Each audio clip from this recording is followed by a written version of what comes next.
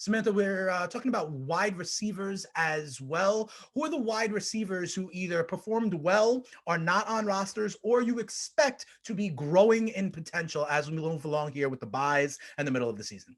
Sure. A lot of these guys are more speculative. The one guy that I think stands out is Jacoby Myers. He was dropped by a number of people because he had a 2-week injury hiatus, but he is 48% rostered currently on Yahoo. And he shined in his return with Bailey Zappi. I was actually pretty surprised. Caught 7 of 8 targets for 111 yards and a touchdown. Wide receiver 6 heading into Monday night. This was his first touchdown of the season, first 100-yard receiving yard game since week 15 in 2020 against Miami, though he was like looking pretty good in the first 2 games of the year. So I love the target share. I love the consistency, especially in PPR formats. So I think he'll be a solid start in week 6 against Cleveland's defense, which is looking pretty exploitable. Other guys that I like, Darius Slayton. I mean, he is out there in almost every single league, but here's this is the grape. Okay. It's not the watermelon, but, I mean, the Giants don't have anyone healthy on this team. I mean, Sterling Shepard's out for the season. Kenny Golladay dealing with a knee injury / just being disinterested with the whole team. Right? Yeah. Kadarius Toney was supposed to return this week. He was like limited in practice, and then he had a setback with the hamstring injury. Wan'Dale Robinson hasn't played since week 1 due to a knee injury. So like Darius Slayton is widely available. He's definitely got a nice schedule coming up against the Ravens, Jags, and Seahawks too. So those are 2 guys that I like. Some other guys like Alec Pierce looked pretty good on Thursday night. I mean, I was like, why is the best receiver on this team Alec Pierce and not Michael Pittman? But he caught 8 of his 9 targets for 81 yards. I mean, this Colts offense is not one that I necessarily want to buy into either. Even Jonathan Taylor's been struggling when he's healthy. So it's not the best offense, but I also liked Pierce going into the season. I mean, he was a pretty solid rookie prospect, and I like what I've seen from him so far. So he gets to face the Jags, Titans, and Commanders coming up. So I like that schedule as well. I like Pierce as well, especially you mentioned kind of buzz around him coming out of Cincinnati as a rookie, kind of the athletic and the size pieces. And you mentioned he out-targeted Michael Pittman. I would just want to see what this looks like when Jonathan Taylor returns, right? And, we're not going to always see a ton of 12-9 overtime games either. I actually thought we were going to get like some kind of scoregami from that, like something really weird. I thought a lot of things were going to happen, and then none of them did in that game on Thursday night. No one's touchdown bets. I love that. Not one anytime touchdown bet. I saw that people also bet no touchdowns scored in the game and were being offered cash out options. And I wonder, I say this to you all the time, Samantha, at what point do you be like, no, I'm going to let this ride out and have no touchdowns in the game, as opposed to accepting a cash out on something that had huge odds on it. I believe people had cash out options on that would have been tasty, at least in my opinion, but I digress. Mike, what about you? Wide receivers that are on your radar? Remember, we've got buys coming up. And like we're saying, there are some teams that are now just proving to not be as dynamic as we may have thought entering the season. Well, it's a pretty sad list, but here's a game I'm not betting no touchdowns on. Cardinals Seahawks. We're killing the Seahawks today. But so Rondo Moore, I think, is a good 1 week only guy, because as you mentioned, Nuke Hopkins is coming back in week 7, but this is week 6, and the Cardinals are getting to play against Seattle, and Rondo Moore just had a big day. So if you're looking for someone to fill in for this week only, I also agree with Samantha on Jacoby Myers. Another one who's just above the threshold, 51%. Michael Gallup has become clearly the number 2 receiver in Dallas again. I think right now he only had 4 catches, but that was 40% of all their catches since Cooper Rush only completed 10 passes. So he's becoming a part of that offense again. Alec Pierce, I want to like a lot. I love watching Alec Pierce play. And speaking of that awful Thursday night game, the game-winning play was basically an Alec Pierce interception where he snatched it out of the defensive back's hands. He's got big, strong hands. He's a big body, and he's got downfield speed. But I also wanted to love Michael Pittman. And if we can't trust Michael Pittman to do anything, how can we trust Alec Pierce? So, I talked to a friend who covers the Colts, and it's just that offensive line is a problem, and they don't see a lot of hope. I mean, we used to think that was one of the most reliable things in the league, and it's just letting that team down, and there doesn't seem to be a lot of light at the end of the tunnel. So I don't know if that passing offense is ever going to get going. He'd be a guy I'd want to stash on the end of my bench, but that's probably better if if you're looking toward 2023 than this season.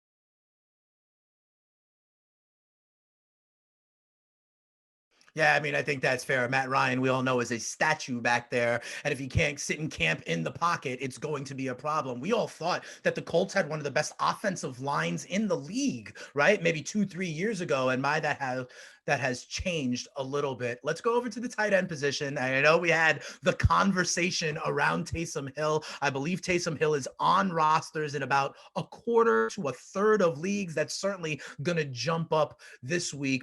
But what are some other tight ends, or who are some other tight ends, Samantha, that we are considering moving forward? It seems like the same names we talk about every week. Guys like Hurst, guys like Tunyon, guys like, I don't know, Evan Ingram. Have any of them kind of emerged, in your opinion? Sure. I mean, Hayden Hurst did have another nice day for fantasy. He did. Primetime loss/revenge match against the Ravens, who Yes. drafted him in the 2018 draft. He is the tight end 3 with 1 game left to play. I think his role could have been a little bit expanded with T. Higgins clearly activated as a decoy and nothing more. But it is his 2nd game in a row finding the end zone and 3rd game this year with at least 7 targets. So I like him as a potential week 6 streamer for Hawkinson or Waller managers that need someone. I mean, they play the Saints this week, which isn't the best matchup or anything, but certainly he's a viable type streaming option. I mean, we know the landscape for tight end is kind of a hellscape. So it's lean, like you said. Evan Ingram also had a nice bounce back from a 1-catch week 4 outing. He caught 10 targets for 69 yards, currently to tight end 7. He's definitely a high-end tight end 2 viable streamer in deeper leagues with, 4 teams done by. So those are the guys that I'm probably looking at. I mean, to your point, we like Robert Tunyon. Zach Gentry would be one to keep an eye on because of Freiermuth's concussion situation. I have very little faith in now, like, people coming back from concussions just because of how sensitive I think the league is, which, to be clear, I think they should exercise more caution. But Freiermuth obviously exited that game pretty early, and Gentry ended up catching 5 of 6 targets for 43 yards. So look, there wasn't much pretty about the Steelers offense in that game, but just a name to keep an eye on in case Freiermuth is a no-go, especially in like DFS formats, because I'm sure he's going to be dirt cheap. Yeah, fair enough. And one other name, and again, I'm not advocating for these grape offenses, but Cole Kmet is someone who, going into the season, people thought was going to have a breakout. People thought we're going to lead the team in receptions or targets. And now he's at the place where he is only on 1/3 of rosters out there. So keep an eye out on that. I believe there's going to be some kind of regression at some point. But then again, honestly, the Bears looked pretty good for the Bears. This was probably their best offensive game of the year, I've got to say. So I think like that was the most accurate that Justin Fields has been all season. So, I mean, I think that they have a center that's injured right now, has like some kind of thumb injury. So once he comes back, that'll help their offensive line.